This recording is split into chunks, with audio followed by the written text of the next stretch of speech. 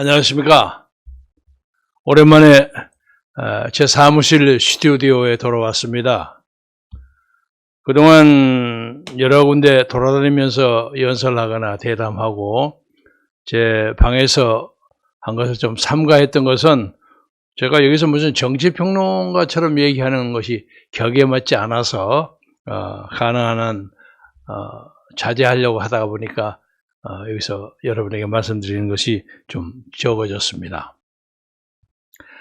그동안 국민 여러분 안녕하셨습니까? 날씨가 좀 차가워졌습니다. 오늘은 2021년 11월 11일 제가 이 타이밍을 놓치지 않으려고 했던 것이 제가 일남 2년대요. 제 두 번째 딸아이가 지금 보스턴에서 대학 무슨 도서관에서 일하고 있는데 공교롭게 제 막내딸 생일이 11월 11일입니다. 그래서 제가 몇 시간 후에 해피 버스데이 전화를 걸 예정입니다. 그래서 또 2021년 11월 11일이 아주 또 좋다고 그래서 놓치지 않고 몇 말씀 여러분에게 드리려고 하고요. 다른 하나는 만약에 제가 국민 여러분의 기적 같은 도움으로 청와대 주인공이 된다면 제가 맨날 이런 모양으로 여러분에게 가까이 가서 제가 하는 일을 보고하고 상의하고 소위 미국에서 대통령이 노변 정담이라는 거 있죠? 날로 이렇게 피워놓고 옆에 앉아서 국민하고 이렇게 얘기하는 그런 식으로 가까이 여러분과 함께 사는 그런 대통령이 되도록 노력하겠습니다. 따라서 요새 문화무계 씨가 하는 기자회견 있죠? 1년에 한 번이나 두 번이나 하는 거 여럿이 앉혀놓고 질문은 다 정해놓고 질문도 다 내용을 사전에 해놓고 배정해놓고 답변도 준비했다가 얘기하는 그런 형식적인 기자회견보다는 여러분의 질문도 수시로 아주 라이브로 받아들이고 그리고 잘못한 것은 잘못한 거 인정하고 고칠 것은 고치겠다고 얘기하고 그런 대통령이 되도록 노력하겠습니다. 특히 제가 미국에서 살던 경험을 보자면 미국의 대통령들은 백악관으로 자기 당 의원들보다는 반대당, 그러니까 야당 의원들을 훨씬 더 많이 초청합니다. 재밌죠? 그러니까 자기가 무슨 법안을 하나 내려고 하면 이걸 막 힘으로 통과시키려고 하는 것이 아니라 반대당에 아주 강력하게 반대하는 사람들을 초청해서 백악관에 앉아서 밥 먹으면서 설명하고 때로는 사정하고 호소하고 그래서 합의하에 국정을 끌어갑니다. 이것이 소위 다수결의 원리, 메조리티 룰입니다. 그런데 우리나라는 뭐 어떻든 간에 그냥 선거 한번 해갖고 부정선거든 뭐든 간에 꽉 180석을 만들어 놓고 나면 니들 마음대로 해라. 니들이 아무리 떠들도 우리는 마음대로 법 만들고 마음대로 뭐 처벌하고 한다. 이런 식이에요. 이게 의회 독재입니다. 그리고 그냥 상임위원회 위원장도 전부 자기들이 독식하고 이게 민주주의가 아닙니다. 그래서 이것은 이제 바꿔야 할 시대가 됐습니다. 그래서 제가 신의 한수 TV에 나가서 신혜식 동지 한때 쟤를 보좌해 줬습니다. 제가 자유총연맹 총재할 때 그 특보로 저에게 봉사해 준 적이 있는데 가까운 후배입니다. 윤석열과의 손잡았다는 제목을 붙여가지고 많은 사람들이 그걸 보고 그래 이제 윤석열이하고 뭐 다 했냐 하고 질문이 많이 와요. 저는 윤석열 후보와 자유공동정권을 만들기 위해서 선의의 경쟁을 해서 좋은 사람을 뽑도록 노력하는데 협조하겠다는 것이지 그냥 미래가듯이 약속해가지고 손잡아갖고 주고받을 거 받고 그런 식으로 하겠다는 건 절대 아니에요. 그래서 제가 지금부터 대통령 선거까지 약 100여일 남았는데 그냥 대충 다 100일 동안 윤석열 후보하고 선의의 경쟁을 하겠다는 것입니다. 그래서 국민들로 하여금 판단하게 그렇게 만들겠습니다. 여기서 잠시 이재명 후보 쪽으로 가자면 제가 이재명 후보는 별로 비판을 안 했어요. 왜? 보아하니까 스스로의 모순 때문에 그냥 주저앉을 것 같더라고요. 그래서 제가 그냥 뭐 이렇게 밀어버리지 않아도 넘어질 것 같다는 그런 느낌이 들어서 저는 딱 한마디만 했습니다. 대장동이 대통령이 되어서는 안 된다. 이것이 제 기본 테마입니다. 그런데 요새 이재명 후보가 어저께만 또 뭐 불의의 부인 뭐 낙상 사고인가 이런 게 벌어져 가지고 그 자질구레한 사건이 많이 나는군요. 그래서 이재명이라는 사람이 개인적으로는 굉장히 의지가 강하고 참 성공담의 주인공처럼 보이는데도 어쩐지 이번에 대선에서는 운이 좀 따르지 않는 것 같다. 좀 안타깝다는 생각이 듭니다. 그래서 대장동 문제나 이런 문제에 대해서 국민들이 대부분이 알 사람은 압니다. 그러니까 떳떳하게 법의 심판과 조사에 응하는 것이 이 역사의 발전을 위해서 그리고 이재명 본인을 위해서도 더 나은 일이 아닐까 그렇게 생각합니다. 의지가 강한 사람이기 때문에 지금 뭐 후보를 교체한다는 말도 있고 어쩌고 하는데 그래도 제가 생각하기에는 이재명 절대 양보하지 않을 겁니다. 설사 구속이 되는 사태가 벌어진다고 할지라도 옥중 출마도 불사하지 않을까 그런 의지를 가진 사람이라고 봅니다. 그래서 우리는 조심스럽게 여권의 후보가 두 개로 나눠지는 그런 경우도 충분히 예상합니다. 저쪽에서는 뭐 이낙연 전 총리가 다시 컴백한다는 얘기도 있는데 그게 법적으로 가능한지 모르겠어요. 뭐 김부겸 현 총리가 나온다는 말도 있고 근데 좌우당 간에 우리는 그렇게 변화하는 정치 현상을 냉엄하게 보면서 냉철하게 전략을 짜는 것이 시대적인 정권 교체를 하는 우리 야당의 자세라고 생각합니다. 이제 그 얘기는 그만큼 하고요. 그런데 이와 관련해서 지금 야권의 제1주자로 등장한 윤석열 후보가 어쩐지 좀 불안해요. 흔들거려요. 다리가 이렇게 세 개가 좀 딱 세 발에 서서 이렇게 반듯해야 하는데 발이 하나 더 있었는데 삐걱삐걱해요. 그런 느낌이 들어요. 불안합니다.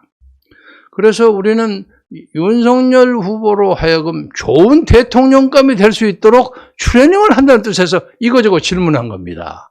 그런데 제가 나간 여러 가지의 유튜브에 댓글을 보면 뭐 댓글이 어떤 많은 건 1000개도 있고 뭐 300개, 500개는 흔해 빠질 정도로 많은데 거기에 거의 한 90%의 댓글이 김경재 끝까지 가라 하는 것이 주로 많고 그리고 한 10% 정도 5% 내지 10%가 왜 윤석열에게 고춧가루 끓이냐 같이 손잡아가고 해야 될 거 아니냐 방해 놓지 마라 하는 얘기가 있어요. 그런 분들에게 윤석열이가 되든 김경재가 되든 야권에 이겨야 합니다. 그래서 지금 김경재 네가 무슨 택으로 감히 네 이름을 드느냐 이렇게 얘기하는 사람도 있겠죠. 그러나 우리는 지금 기존의 공중파 그리고 문재인이가 장악하는 모든 언론, 법원, 무슨 뭐 정보, 경찰 일체가 장악이 되어 있기 때문에 정광훈 목사가 영도하는 광화문 세력 그 정치적인 표현인 국민혁명당의 이름을 일부러 여러분의 안목에서 없애버리려고 노력하는 거예요. 그러나 언젠가 튀어나올 것입니다. 우리는 이미 300만의 당원을 확보했고 최근에 제가 저 천태 제일 높은 지도자를 가서 면담하면서 우리가 업무 협약 MOU를 맺었습니다. 그분들이 과감하게 호국불교로서의 입장을 천명하면서 우리가 가지는 정치적 목표에 대해서 깊은 동정과 지지를 표시했습니다. 그런데 이제 말을 좀 돌려서 윤석열 후보 처음 나와서 하는 말이 좀 문제가 된다고 생각해서 그런지 박근혜 전 대통령을 사면하겠다. 그렇게 얘기하더라고요. 그래서 제가 그 말을 딱 이제 100일 전 얘기 제 1탄입니다. 여보시오. 당신이 박근혜 대통령에 대해서 사면 운운할 자격이 있다고 생각하시오? 내가 이렇게 물었습니다. 대한민국 5,100만의 국민 중에 모든 사람이 다 박근혜의 사면을 얘기할 수 있지만은 적어도 문재인 치하에서 검찰총장을 했던 윤석열 후보만큼은 사면 얘기를 할 도덕적 자격이 없습니다. 그래서 사면 얘기하기 전에 우선 그 얼토당토하는 탄핵 재판에 30년 그리고 또 다른 10몇 년을 구형한 검사로서의 자기 잘못과 과오를 사죄하는 것이 성결되어야 한다고 생각합니다. 성결을 시키고 그 다음에 사면한다는 얘기를 했어야죠. 그렇지 않습니까? 그런데 이와 관련해서 그 전에 이제 거기 참모들하고는 이 문제에 대해서 설왕설래가 있었습니다만은 저는 이번에 할 줄 알았어요. 근데 안 하시더라고요. 또 하나 저를 참 당혹해 하는 것 중에 하나는 요새 그 선거대책위원회를 구성한다고 이런 사람 저런 사람 이름이 왔다 갔다 하는데 윤석열 후보가 박근혜 전 대통령을 탄핵시킬 때 앞장섰던 62명의 새누리당 의원들, 여러분 다 아시죠? 대부분의 사람들. 그 사람들을 아주 핵심 인물로 쓰더라고요. 그래서 제가 보니까 몇 달 전에 윤석열은 탄핵 세력과 결탁했다 하는 발언을 제가 한 적이 있더라고요. 보니까 이거 옳지 않습니다. 예를 들면 비서실장을 하고 있는 권성동, 개인적으로 친하다고 그래요. 압니다. 그런데 그 사람이 박근혜 당시 대통령을 탄핵시키는 국회 법제사법위원회 위원장이었어요. 그 법적으로 정치적으로 그를 탄핵시키는데 앞장선 선두주자예요. 그 사람을 딱 비서실장을 만들고 그제 장제원이라고 좀 떠들썩한 국회의원 있죠. 그 사람은 총괄 간사인가 뭔가 하다가 요새 제 아드님 때문에 좀 잠깐 물러나서 빠졌다고 하고, 그리고 당시에 탄핵에 주역을 했던 김무성 전 의원은 어디 가서 조용하게 침묵 모드를 있으니까 그건 잊어주기로 하고, 탄핵에 조금도 후회를 하지 않는다는 유승민이라는 사람 대통령 후보 나온다고 왔다 갔다 하다가 지금 물러나가고, 그래서 다 물러나갔어요. 그래서 지금 현재 있는 사람 중에 중요한 사람이 있죠. 하태경이, 권성동이, 이런 아주 눈에 띄는 탄핵 주도파들은 뒤에 살짝 빼는 것이 국민에 대한 예의이며, 특히 박근혜 대통령에게 대해서 마음속으로 연대하고 그를 불쌍하게 생각하고 지금 1600일 이상을 감옥소에 살아요. 아무렇지도 않은, 죄 같지도 않는 제목으로 그 사람들에게 연대하고 동정하고 추운 겨울이 돌아오는데 지금 혼자서 떨고 있을 그 사람들에게 동정하는 사람들의 마음을 열어줄 수 없는 겁니다. 이걸 아셔야 해요. 그런데 그걸 안 하고 어떻게 감히 대통령을 하겠다고 나서는 겁니까? 안 됩니다. 시작은 여기서부터 시작해야 합니다. 그리고 그런 중요한 것은 안 하고 무슨 김대중 대통령 가고 5.18 가고 노무현 대통령 방문하고 5.18에 가서 5.18 정신을 헌법 정신에 집어넣겠다고 나중에 할지 안 할지 두고 봐야 하겠지만 5.18에 대해서 저도 5.18의 원초적인 민주화의 정신을 인정합니다. 그러나 거기에 여러 가지 문제점이 있어요. 해결하고 다듬어야 할 문제점이 있어. 그거 전혀 생각하지 않고 무조건 헌법 전문에 올린단 말이에요. 이게 누구에 대한 아첨이에요. 그것이 내 본인의 출신인 전라도 유권자에게는 도움이 될지 모르지만 그러나 많은 여타 사람들에게 저 사람 너무 아첨하는구나 이렇게 느낍니다. 대통령은요 국민에게 아첨해서는 안 됩니다.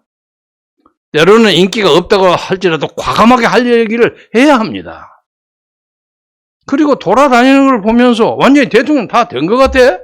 지금 컨벤션 효과 때문에 좀 오르는 것은 사실이에요. 그러나 지지도라는 것은 덧없는 겁니다. 올라갔다 업스 앤 다운이 있는 겁니다. 제가 윤석열 후보를 보면서 느끼는 게 옛날 이회창 후보를 연상합니다. 그 양반이 그때 대통령 다 되는 듯이 했어요. 당시에 저는 반대 캠프인 노무현 캠프의 홍보본부장을 했습니다.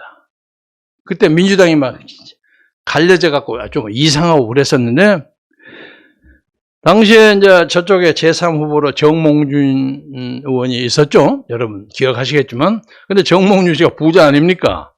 근데 노무현 씨가 막 인기가 막 떨어지니까 민주당의 패거리들이 많이 정몽준으로 다 가버렸어요. 그래서 이유가 뭐냐, 후보 단일화 협의예요. 후단협이라고. 많이 갔어요. 거의 다 갔어요. 그때 남아있는 사람이 정대철 의원, 이상수 의원, 셋이가 남았어요. 그래서 우리는, 아니, 사람을 경선을 해서 뽑았는데, 아니, 인기 떨어진다고 후보를 바꾸다니 이게 말이 되느냐? 우리는 의리를 지켜서 여기 버티고 있자. 그러면서도 속된 말로 노무현 후보가 당선되리라고 100분의 1도 생각하지 않았습니다. 솔직히 말해서. 그러나 야당으로서의 체면과 권위와 품격과 의리가 있지 가서는 안 된다고 생각했어요. 나머지 간 사람들 나중에 전부 면목 없이 다 돌아왔어요. 옛날 탄핵 하다가 나중에 몰리니까 어물어물하고 나가서 뭐 바른정당 맺는다고 나갔던 사람들 있죠. 그 사람들 나중에 면목 없이 다시 쭈그리고 고개 숙이고 돌아온 것과 비슷하게 돌아왔어요. 그런데 그때 마지막 순간까지 이길이라고 상상도 안 했는데 이회창 후보 측의 실수 때문에 노무현이가 이겼습니다. 근데 그 실수가 뭐냐? 자만심과 교만이에요. 이게 사실인지 아닌지 아직 확인이 안 된 얘기지만 예를 들자면 그때 노무현 후보는 돈이 벌써 쩔쩔맸습니다. 그런데 이 이회창 후보 쪽에는 들리는 말이면 돈이 넘치고 넘쳤다고 그래요. 나중에 보니까 막 수백억이 왔다 갔다 했는데, 아니, 후보실에 가면 그냥 후보실 벽면에 그냥 돈보따리가 가득 찼고, 그거 부족해서 들어가는 그 소 코너 있죠? 들어가서 정문에서 다시 안쪽으로 들어가는 조그만 복도에도 막 돈보따리가 쌓여 있었다는 그런 풍설이 있었습니다. 그러니까 뭐 전부 다 그냥 이제 이회창이가 무조건 이기는 것. 이렇게 생각했습니다. 그래서 그런 방만함과 교만함이 캠페인 초기에서 윤석열에게 보여요. 이것은 굉장한 허점입니다. 그래서 이 문제에 대해서 윤석열 후보 쪽에서 정신 차려서 바꾸는 것이 옳다. 이렇게 생각하고 현재로서는 좀 어렵게 보입니다만 탄핵파를 앞장 세워서 전면에 내세우는 것은 전략적으로 옳지 않습니다. 그리고 특히 뭐 김종인 전 의원, 제가 개인적으로 잘 아는 사람입니다. 5번을 비례대표한 사람이에요. 5번을 비례대표를 했는데 돈으로 했는지 뭐 지략으로 누굴 설득해서 했는지 하여간 대한민국 역사상에 5번 비례대표를 한 레코드를 가진 사람인데 우리는 그를 정치 청부업자라고 생각합니다. 아니 그 사람을 불러다가 총괄 선거대책위원장을 만들다니 이 양반 정신이 있나 없나 망하려고 환장을 한 거 아닌가? 이런 느낌이 들어요. 그래서 이 문제에 대해서도 여러분들이 잘 생각하고 윤석열 후보 쪽 캠프가 다른 사람이 봐서 크게 흠결이 없을 정도로 잘 만들어져서 윤석열 후보가 답변을 하든 안 하든 저는 계속 100일 동안 윤석열 후보의 문제점을 지적할 겁니다.